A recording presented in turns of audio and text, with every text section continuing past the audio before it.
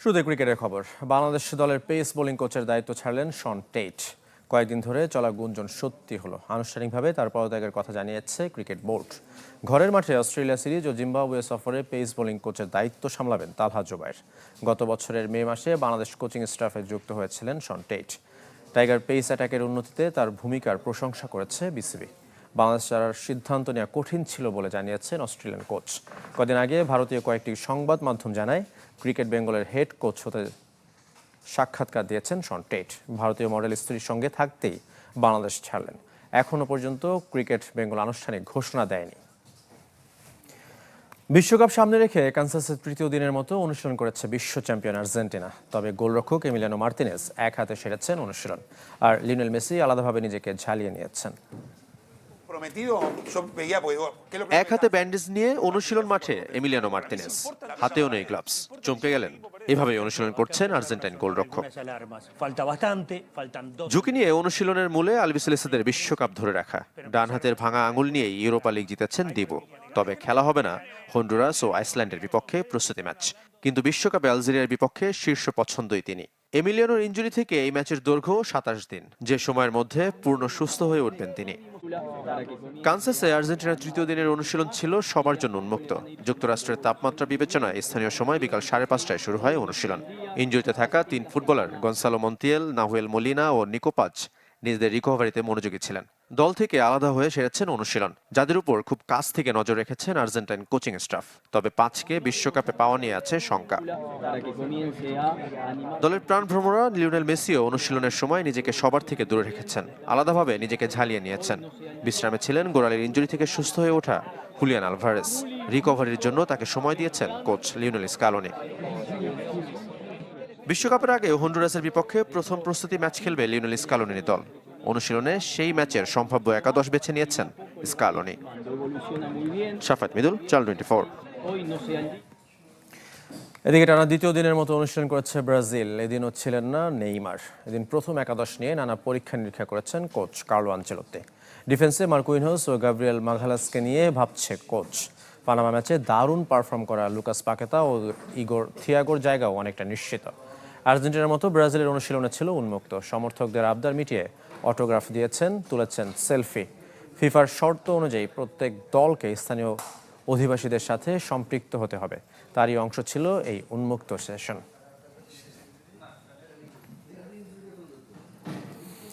আজও প্রস্তুতি ম্যাচ আছে বিশ্বকাপের দলগুলোর। ভিন্ন ম্যাচ সাবেক 2 বিশ্ব চ্যাম্পিয়ন স্পেন ও ফ্রান্সের। ঘরের মাঠে রাত 1টায় লা রোয়া ফিউরিরা আতিথ্য দেবে ইরাককে। ইনজুরিতে দলে নেই Lamine Yamal, Nico Williams, Mikel মেরিনোদের নিয়েও একই শঙ্কা। এদিকে নতেতে ফ্রান্সের মুখোমুখি হবে আইভরি কোস্ট। সাম্প্রতিক ফর্ম বিবেচনায় দুদলই আছে ফর্মের তুঙ্গে। ম্যাচটি মাঠে গড়াবে রাত 1:10।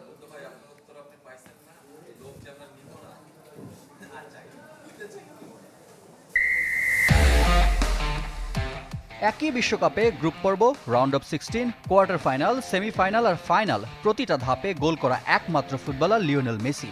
2022 কাতার আসরে এই কীর্তি গড়েন খুদে জাদুকর।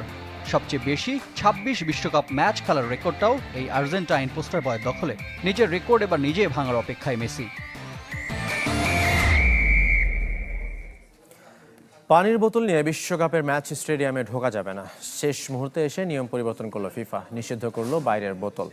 ফুটবলার, রেফারি ও দর্শকদের নিরাপত্তার স্বার্থে এমন সিদ্ধান্ত বলে জানিয়েছে ফুটবলের নিয়ন্ত্রক সংস্থা। মধ্য দুপুরে ম্যাচ, সূর্য তখন মধ্য গগনে, তাপমাত্রা 30 পেরিয়ে যেতে পারে। ফুটবলের নেশা যতই হোক, তৃষ্ণাও কম থাকবে না।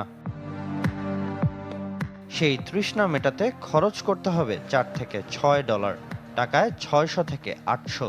কেননা এমনই হবে বিশ্বকাপের মাঠে আধা লিটারের 1 বোতল পানির দাম। কোক বা বিয়ার কিনলে গুনতে হবে আরও বেশি। এখনও দাম চূড়ান্ত না হলেও গেল বছর ক্লাব বিশ্বকাপের দাম ছিল এমনই। পানি নিয়ে প্রবেশের নিয়ম ফিফা হঠাৎ পরিবর্তন করায় বিপাকে পড়তে হবে দর্শকদের। এতদিন ফিফার স্টেডিয়াম আচরণবিধি অনুযায়ী খালি ও স্বচ্ছ প্লাস্টিকের বোতলে 1 লিটার পর্যন্ত পানি নিয়ে ঢোকা যেত। সেটাই এবার বদলে দিয়েছে। এই সুযোগে ব্যবসা বাড়বে কেবল ফিফার সাথে চুক্তিবদ্ধ পানীয় প্রতিষ্ঠান কোকা কোলার। তাদের কোমল পানীয়র সাথে দাসানি বা কিনলে ব্র্যান্ডের পানির বিক্রি বাড়বে।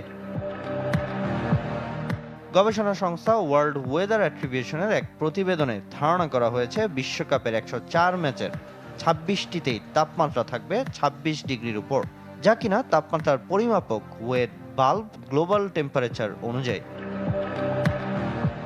পরিবেশ ঠান্ডা করতে পানি ছেটানো সহ কুলিং টেন্টের ব্যবস্থাও থাকবে। তবে কোনো কিছুই পানির বিকল্প হতে পারবে না, সেক্ষেত্রে অর্থই একমাত্র সমাধান। সামিনিয়া স্যার, চ্যানেল 24।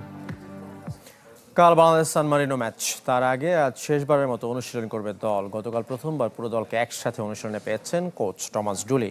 বিশ্রাম কাটিয়ে জামাল ভুঁইয়াদের সাথে যোগ দিয়েছেন Leicester City defender Hamza Chowdhury.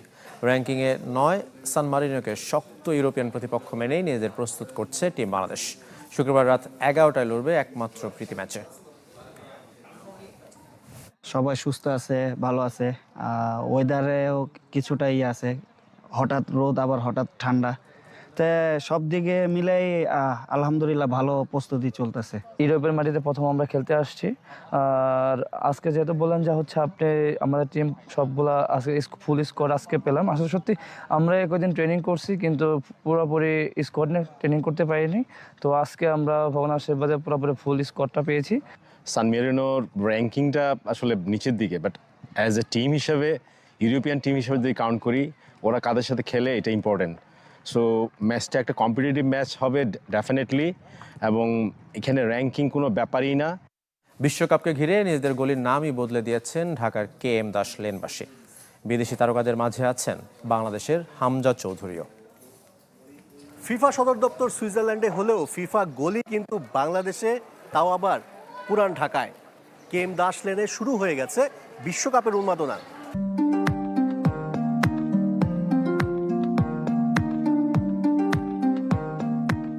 পুরনো ঢাকায় এক টুকরো ফ্যানজোন, বিশ্বসেরা তারকাদের গ্রাফিতি আর ব্রাজিল, আর্জেন্টিনা, স্পেন সহ বিভিন্ন দেশের পতাকায় রঙিন স্বামীবাগের ছোট্ট গলিটি। আছে লাল সবুজের পতাকা আর বাংলাদেশের গর্ব হামজা চৌধুরীও। কাতার বিশ্বকাপেও একইভাবে সেজেছিল এই গলি। দেশি বিদেশি গণমাধ্যমে প্রচার হয়েছে, এমনকি গুগল ম্যাপেও খোঁজ মেলে ফিফা গলি নামে সার্চ দিলে। অনেক বিভিন্ন প্রান্তের থেকে লোক এসে এই গলিতে ছবি তোলে, এটা আমাদের অনেক ভালো লাগে। যেহেতু আমরা আয়োজনটা করছি, অনেক ভালো লাগে এটা। ফিফা গলি ঘিরে স্থানীয়দের উৎসাহ উন্মাদনার কমতি নেই। শিশুদের জন্য বিশ্বকাপ নিয়ে এসেছে প্রাণ চাঞ্চল্যের বার্তা নিয়ে। কার সাপোর্ট করেন? মেসিকে। মেসিকে কেন? মেসি ভালো। তাই? আর নেইমার? নেইমার পচা। প্রিয় ফুটবলার এই ব্রাজিলের নেইমার। হ্যাঁ, নেইমার। এবার কে জিতবে বিশ্বকাপ? এবার নেইমার দিবে, ব্রাজিল। বিশ্বকাপ শুরু হলে আয়োজন আরো বড় হবে। বড় পর্দায় দেখানো হবে সবগুলো খেলা। ব্রাজিল, আর্জেন্টিনা, স্পেন নাকি ফ্রান্স?